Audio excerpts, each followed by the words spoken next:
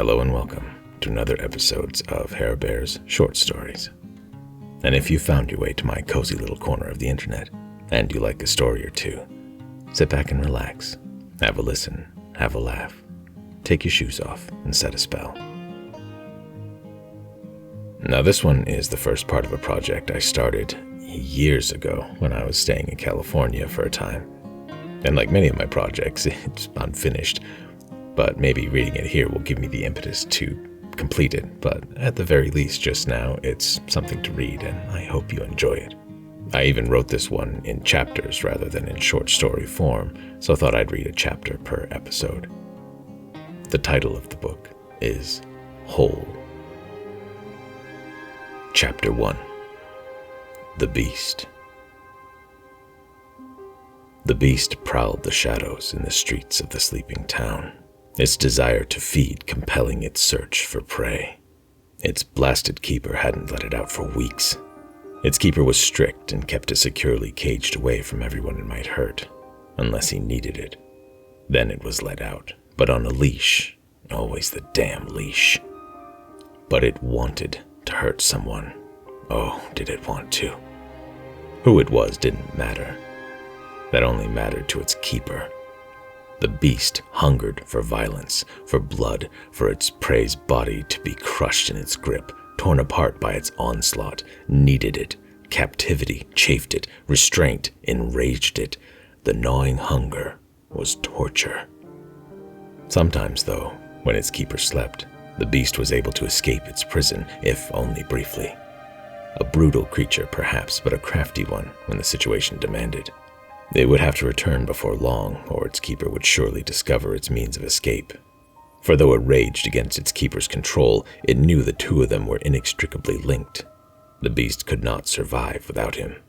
Even now, free of both cage and leash for the time being, its keeper's rules needed to be followed, or he may totally banish the beast back to where he had found it. A place worse than its cage. A yawning black abyss where there is no life, no hope, and worse yet, nothing to kill. Following its keeper's guidelines was acceptable, considering that alternative. A shrill scream echoed in the distance before abruptly cutting off. Ah, that sounded promising. The sounds of distress were almost universal amongst all species, and to any predator it meant easy pickings. It could also mean competition, but that would only sweeten the pot as far as the beast was concerned. Powerful muscles propelled the beast in the direction of the sound. It only hoped it could get there before the fun was over. From shadow to shadow it streaked through the night, past trees, cracked paved roads, and stucco houses with darkened windows. Powerful hands with yellowed nails gripped a thick tree branch, and the beast hurled itself skyward. Rooftops, tree limbs, light poles, all were temporary handholds or stepping stones, barely quivering from its weight as the beast passed, inundated with the thrill of the hunt. Suddenly, it came to a halt at the top of a flat-roofed building. The sound had come from somewhere around here. Couldn't have gone far. Then it heard them.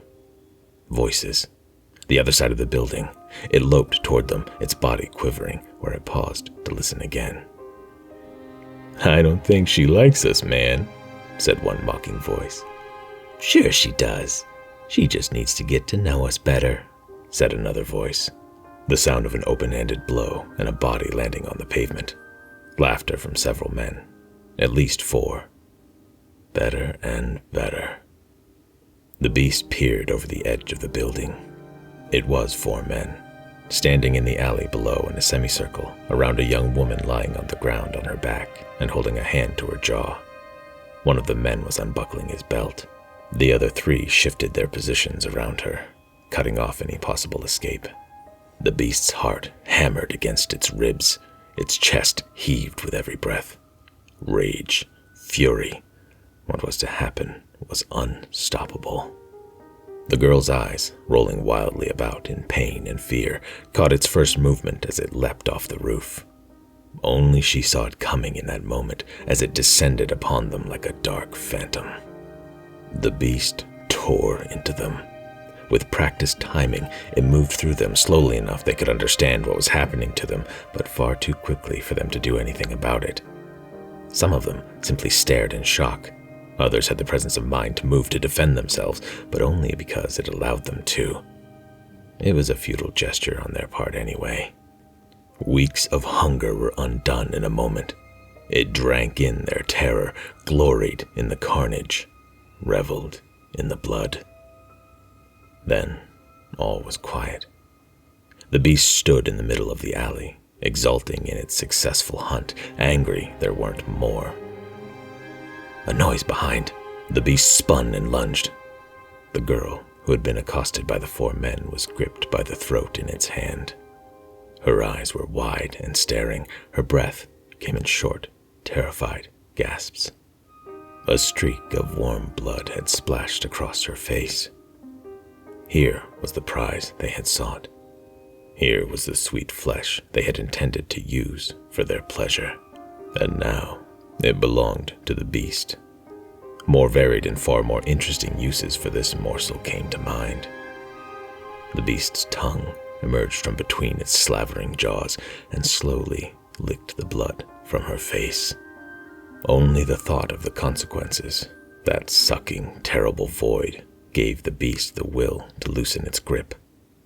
Only the understanding of what was necessary to survive allowed it to release the girl. The moment she was free, the girl turned and ran like a frightened rabbit, a tender, juicy rabbit. The beast heaved a long-suffering sigh. Its keeper would be appeased. Sometimes it was such a trial, sharing a body with him. Whew! So this chapter was more by way of introduction. It could more accurately be called a prologue, really, but yeah, potato. But I've got a few more chapters still that I have done of this, and I do intend to continue it. So let me know what you think, and I'll try and get the next chapter up as soon as possible. But if you did enjoy it and want more, make sure to slap a paw on the like and subscribe button. And hopefully, we'll see you in the next one. Until then, take care, be good, and bear up.